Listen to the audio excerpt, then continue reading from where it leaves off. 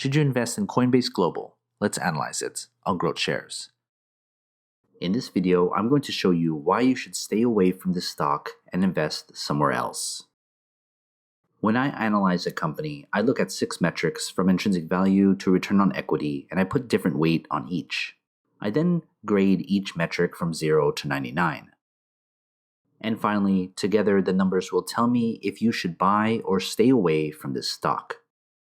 I encourage you to pause this video at any time. Intrinsic value. This tells me the true price of the stock. And based on my figures, I'd hold off on price. Right now, this stock is overvalued. But intrinsic value only tells me the price. It doesn't say anything about the company. The next 5 metrics will tell me if there's a good business behind this stock. Earnings growth. This tells me the projected annual earnings growth for the next 7 to 10 years. And based on these numbers, I see average growth, in line with more stable companies, so don't expect outsized returns every year. Price to earnings ratio. This tells me if investors are overly hyping the stock expecting something big. And looking at the PE ratio, it's high, and we have a stock that's treading towards speculative territory, overly hyping it up. Dividend yield. This tells me if the company is paying out to shareholders. And at its current yield, owning the stock is near speculating. You're not drawing enough cash just from holding. Return on equity.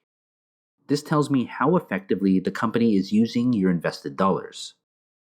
And at this rate, return on equity sucks. I see a company wasting investment dollars on bad projects or on bad management, or both, which is even worse. Free cash flow. This tells me how much cash the company has available to grow its market dominance, from research and development to acquisitions. Based on the cash flow, it looks bad. There's not enough money available to grow and overtake the competition. That's not a good sign. Before we put everything together, join my Patreon and get access to every grade from every company I've analyzed. It's updated all the time. Go to patreon.com/GrowthShares or click on the link in the description. Here's a quick recap of the grades from our 6 metrics. Final grade. When we put everything together, we end up with a company with bad overall numbers.